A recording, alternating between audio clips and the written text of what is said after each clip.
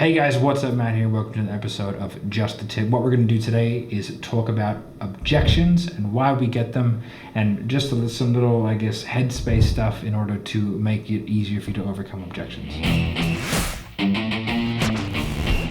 All right, guys, so 4 main objections are time, money, think about it, partner. Okay, and then there's a couple different categories. There's like 2 main categories of objection, being fear and logistical. Logistical objection is something that's genuine, like they're a partner objection where they genuinely cannot move forward without the go-ahead from their partner, okay? If they cannot do it. Now, we do something called an open wallet test, which is where this is like because essentially as part of the objection handling process, we'll get them to tell us if their partner isn't on board, what are they going to do? Now, if they're going to move forward regardless, then I'll then go for the sale again, which is like, okay, well, that logic train doesn't make any more sense, so now I can re-ask for the sale.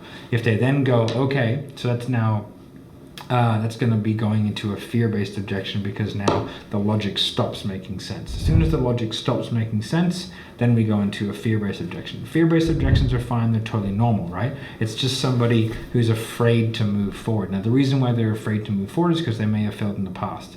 It's not doing them any favors by going like, okay, just go away and think about it, because chances are, like, let's say they're selling weight loss, that person fundamentally makes poor decisions around their health and fitness. So just by giving them more time to go away and think about it, all they're going to do is the exact same thing that they've always done. Right? They're just going to default, now isn't the right time, it's too expensive, it's too hard, and they're just going to keep eating shit and they're going to die early. Okay, so that doesn't help anybody. Ask any doctor. People do not always act in their best interest. What we need to do is be able to identify those objections correctly, handle logistical as a logistical. If it is a genuine logistical, if they cannot move forward with their partner, what I'll just do is I'll just work with them. Go, okay, so what do you think your partner is most apprehensive about? What do you think we need to do in order to put you in a position where you and your partner are both happy? And just reaffirm that they're interested, that they actually want to do it. This is it. Then I'll try and schedule a follow-up call with the partner, and I'll coach them how to get their partner over the line. That's all you can really do. But you don't want to bulk at the first one, right? You just don't want to do that, because you want to make sure that you're dealing with the correct objection, because if it is a fear objection, you have one shot at that. That's it.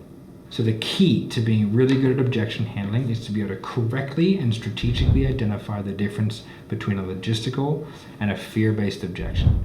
If you can do that, right, then you'll have a good pipeline of people who are going to be closing on a regular basis through follow-up because of genuine logistical objection, and you'll give yourself the best chance of being able to close the guys who are fear-based objection, because you have to try and close that deal on that call. Because if it's a fear-based objection and you get off the call, all they're ever going to do is ghost you. All right, guys, so really, really work on that point. Really work on the identification of logistical and fear, and you'll be able to overcome more objections. All right, guys, bye.